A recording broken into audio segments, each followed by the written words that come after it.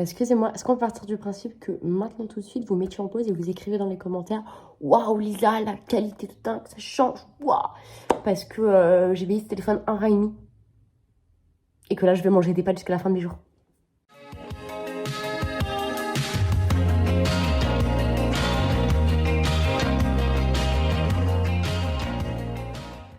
Salut l'équipe, j'espère que ça va bien. Moi ça va du feu de Dieu. Je sais, je vous ai abandonné pendant environ une éternité et demie. Il y a eu plein de choses qu'on fait que je ne pouvais pas tourner. Il y avait aussi un manque d'idées ou de motivation. Il y a un téléphone qui m'a lâché. Du coup là, on est avec un lingot d'or. C'est cher. On est pratiquement blonde, pratiquement rousse. Aujourd'hui, on se retrouve pour parler de toutes les choses que je trouvais normales avant dans mes relations et qui aujourd'hui me paraissent totalement toxiques. Peut-être que ça pourra vous aider sur certains points parce que il y en a eu de la relation toxique, il y en a eu des choses toxiques et des choses oulala, méfions-nous, méfions-nous. En faisant ce make-up parce que j'ai pas le temps, je devrais être partie depuis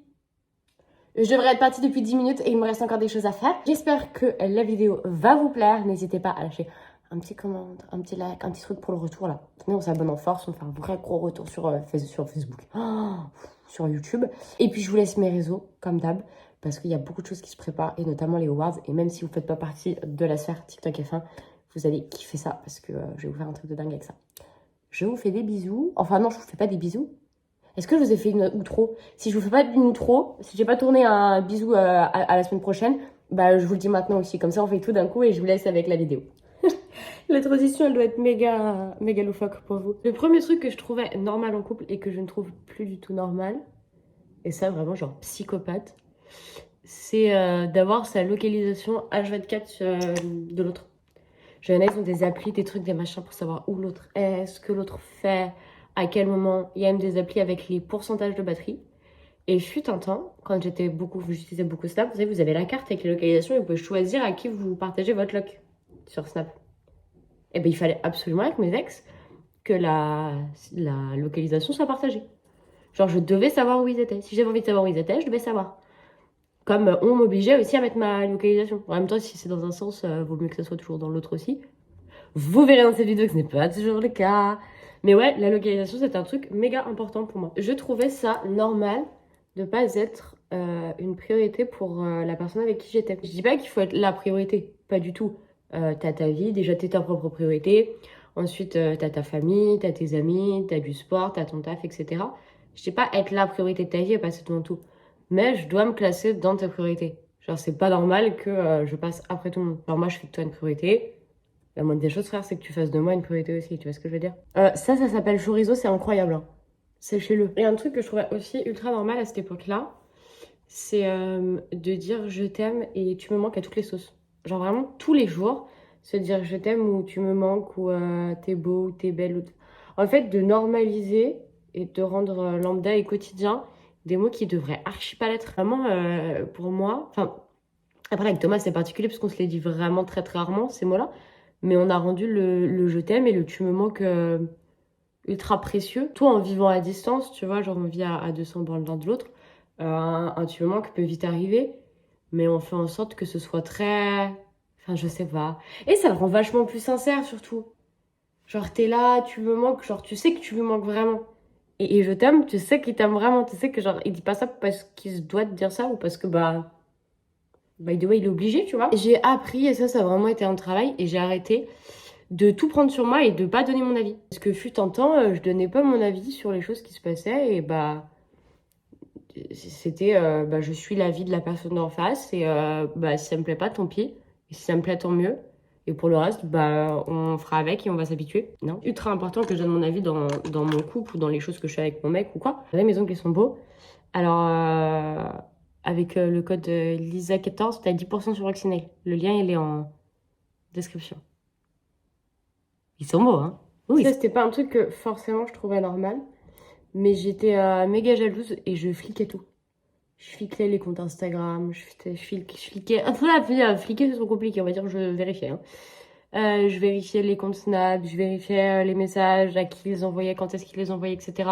Et j'étais jalouse, maladive. Genre, mais vraiment, c'était maladif, je pense. J'étais jalouse à un point où mon mec ou ma meuf n'avait plus le droit de rien faire. Il fallait absolument que je gère tout le temps.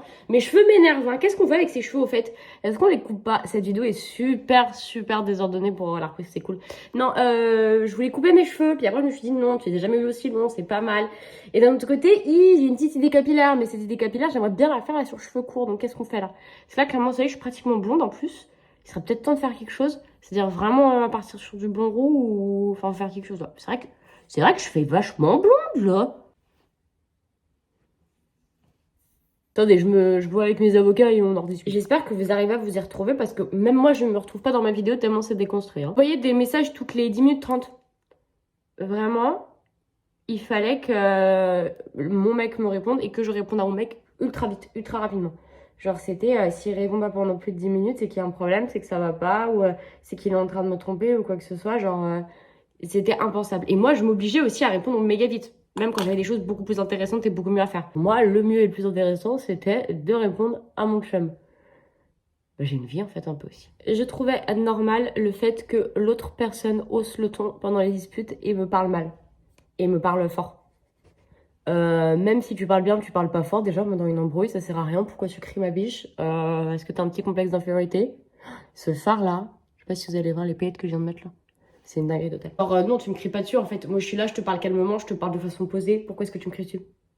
Il y a un problème. Faut qu'on redescende ton complexe d'infériorité. C'est pas à cause de moi. C'est pas parce que tu t'es fait bully en 6ème qu'aujourd'hui je pourrai récupérer les pots cassés. Tu vois? De toute façon, si quelqu'un vous gueule dessus pendant que vous vous embrouillez, que ce soit amical ou amoureux ou familial, enlevez cette personne de votre vie, ça ne vaut pas le coup. Je trouvais normal d'être tout le temps, quand je te dis tout le temps, c'est H24 avec la personne en question. Genre, pour moi, c'était normal et c'était obvious que matin, midi et soir, on passe notre vie et notre temps ensemble. C'était normal que s'il aille faire les courses, j'aille faire les courses avec lui. S'il devait aller voir ses potes, j'allais voir ses potes. Si moi, je voulais voir les miens ou les miennes, bah, il venait avec moi, quoi. Au point où ma dernière relation... Enfin, ma dernière relation avant Thomas, c'est particulier parce que la personne n'était pas toxique et j'étais pas toxique, mais c'est une relation qui est devenue toxique l'un pour l'autre. Mais c'est parce qu'on avait ce genre de comportement sans nous en rendre compte. Genre, normalement, moi, aux études sup, j'étais la première à sortir dans un bar, j'étais la dernière à rentrer. Vraiment, j'étais... Enfin, j'ai kiffé mes études sup le jeudi soir. Et en fait, quand j'étais avec ce mec, bah, il venait me chercher vers 23h. Mais c'est pas, il me cherchait genre en mode de Lisa, tu rentres une fois. C'est moi qui lui avais dit, bon, bah, je t'envoie un message quand j'ai envie qu'on soit ensemble. À 23h, j'ai envoyé un message, il me cherchait en voiture, on rentrait chez lui. Et je faisais H24 passer ses passions et ses envies avant mes passions et mes envies. Point où je m'intéressais et j'étais passionnée à ses passions. Enfin, dans ma tête, j'étais intéressée et passionnée à ses passions et ses envies.